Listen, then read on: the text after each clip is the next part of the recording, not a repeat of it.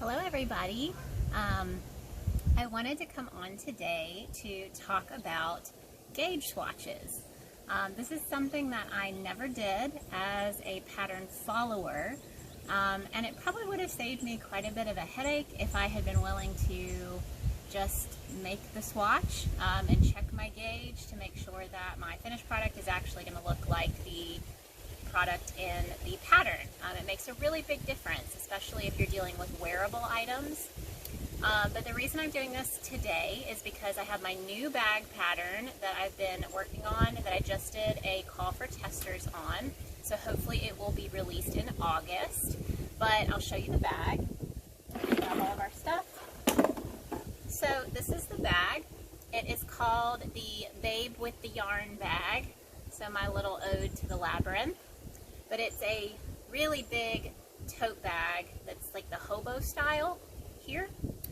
And I decided to make a little tutorial about how to do a gauge swatch for a pattern like this. So this pattern is mainly half double crochet. It's a mix of single crochet in the middle portion of each panel, and then it goes out to half double crochet on the outside, and then the handle is single crochet. So for this bag pattern, I decided to make my gauge swatch in the pattern out of half double crochets. So after checking my gauge, I found that my swatch for this one for a 4x4 square. Let's see, I'll show you guys here. So I've got these 4x4 gauge swatches that I use to check my gauge. I found that my 4x4 square for this bag pattern was 7 half double crochet stitches by 6 half double crochet rows. So what I'm going to do today is I'm going to flip the camera around and we're going to create a swatch for this pattern. So that way, if you have never checked a gauge swatch before, if you've never done one for a pattern, this will be how you can do that. And then when the bag releases, you can check and make sure that your gauge and your tension are going to be the same as mine, so that your bag turns out just as close to mine as possible. So let's get started. All right, so I've got my bowl of yarn. This is Hobby ribbon yarn. And for my bag pattern, you're going to be holding this yarn double. So I have, you can see underneath here, I have 2 of the little leftover skeins of yarn from the Hobby ribbon yarn, what's left over from the bag. And I already created a gauge swatch for this pattern, and so this is all of the yarn that is from when I frogged it. So I wanted to frog it and recreate it so you guys can see the process. So for this pattern, like I said before, you are going to want your gauge to be 7 stitches by 6 rows of half double crochet stitches. So in order to make sure that you measure it properly, you actually want to make a swatch that's larger than what it should be. So for instance, if it's supposed to be 7 stitches across, you're going to want to actually make your swatch closer to 9 stitches across versus 7, and that ensures that when you measure your gauge, you're not going to be counting your starting chain in that measurement. It's going to allow you to truly just measure the stitches and the rows. So that's the same for rows. If it's 6 rows for the swatch, then you are going to want to do at least 2 rows more than what it calls for. So getting started, we're going to make ourselves a slip knot. This pattern calls for a 12mm hook, so I don't know if you guys are going to be able to see that, but this is stamped on the bottom as a 12mm. This is one of our 3D printed crochet hooks. So you're going to start by chaining, and like I said, I'm going to actually want it to be 9 half double crochet stitches across, so I'm going to start by chaining 10.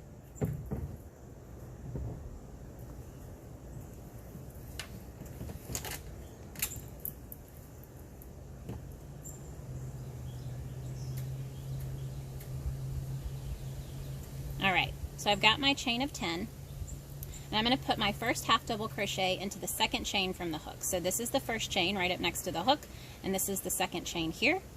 So we're going to work half double crochets all the way across.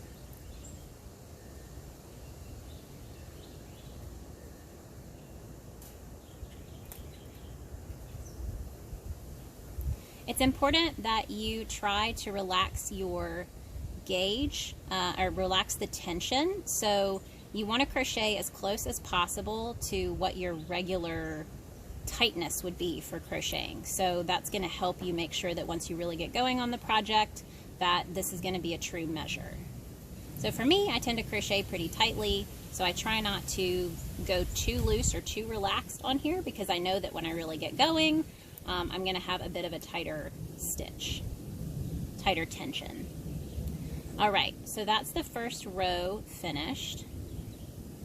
Okay, so we've got 1, 2, 3, 4, 5, 6, 7, 8, 9. So that's how many I wanted, since I knew that it needed to be at least 7 across, so I decided to go with 9. All right, so once you reach the end, you are going to chain 1, turn your work, and you're going to work your half double crochets all the way across.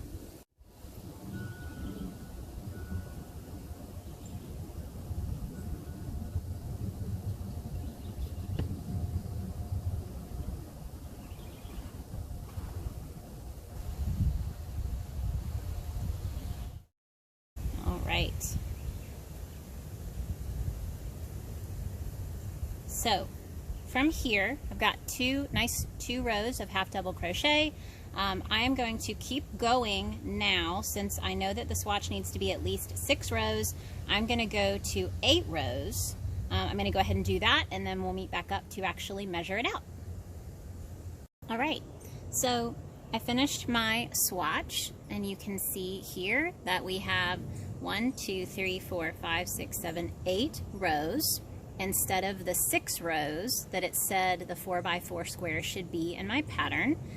And then we've got 1, 2, 3, 4, 5, 6, 7, 8, 9 stitches instead of the 7 stitches. So like I said, depending on what the pattern says, if the pattern says that a 4x4 square should be 7 stitches by 6 rows, you want to increase that by 2, at least 2, for your actual swatch. And that allows you to make sure that you're not counting this starting chain down here as part of your measurement, or your chain stitches as part of your measurement. You want it to specifically be the actual stitches of the rows and stitches across. Okay, so once you have this, there's 2 ways for you to actually measure out your gauge. You can use a gauge square tool like we have. These are listed in our shop. We 3D print these just like we 3D print our hooks, and you can actually place this on top of your swatch to check and see how many rows and stitches fit inside this square. So you want to start at the very bottom of the row. So where these stitches are actually coming in, that's where you'd want to start it, or down here. You don't want to include the chain, but you want to include, so I like to come to the very bottom of this. This would be the 2nd row. So I place that in there, and then I count up 1, 2, 3, 4, 5, 6. Now, the 6th row comes outside of the square just a tiny, tiny bit, but it's not like cutting the row in half or completely omitting that row. So I'm pretty much right on the money for the 6 rows that are supposed to be in this gauge swatch. Now we move on to the stitches. So the stitches, you want to start at the very front end of the stitch. So you've got this nice mark here across the stitch, and you want to start at the very beginning of that mark. So placing the gauge swatch back over it, we have 1, 2, 3, 4, 5, 6, and I'm about 6.5 on this one. Okay, so if I were to move it over just a teeny bit, then I could almost fit that in there. So I'm probably closer to about 6.5 than the 7. And I'm pretty sure that in my pattern for this bag, I did say about 7 stitches because it wasn't exact. It was just under that mark for me. But I didn't want to say 6 stitches because that would leave quite a bit off of there. So I said 7 stitches. If I were to count from just the stitch marks down here on the bottom, not the top long piece, then it's even closer to 7. But that's how you can check your gauge, and that's why you do want to make sure that you add extra rows and stitches, so that way you're not counting this chain down here as part of your measurement, and you're not counting these chain 1 or chain 2 stitches over here as part of your measurement either. You just want to be counting your stitches. Now, if you don't have a tool like this, Obviously, you can also use your just handy dandy measuring tape. So if you are using a regular measuring tape instead of a gauge square, you just want to make sure you do the same thing, and you want to place your 0 mark on the front edge of the stitch and measure across just like this and count how many stitches as well as how many rows. Here we go, placing that at the very bottom of the row and counting across to see how many stitches and how many rows are in your gauge swatch per 4 inches. Now, if your gauge ends up being a little too large, then you can always try to downsize your hook to make that a little bit smaller, to make those stitches and rows a little bit smaller. And then if it's too small, you can go up a hook size. You can also play around with the yarn that you use.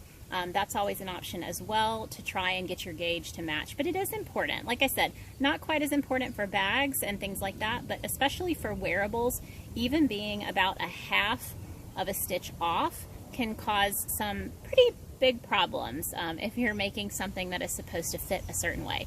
But for stuff like bags, not quite as important, but it can definitely help you achieve the look that you're going for with that pattern. Thank you again for joining in on my tutorial on how to create your gauge swatch and check your gauge for patterns. Super excited to be releasing my tote bag pattern coming in August. The tester call is up now if you're interested in being a tester. And if you would like to purchase a gauge square, you can find them in our Etsy shop along with our 3D printed hooks. They're always available for you there. But you don't need anything fancy. Like I said, you can just make sure you're using the yarn you plan to use for your pattern, using the hook that it calls for, and then using just a simple measuring tape. And then from there, you can decide if you need to change your hook size, change your yarn, anything like that. If you have questions, you can pop them in the comments. I'm more than happy to help. And I hope you found this helpful. Thank you guys so much.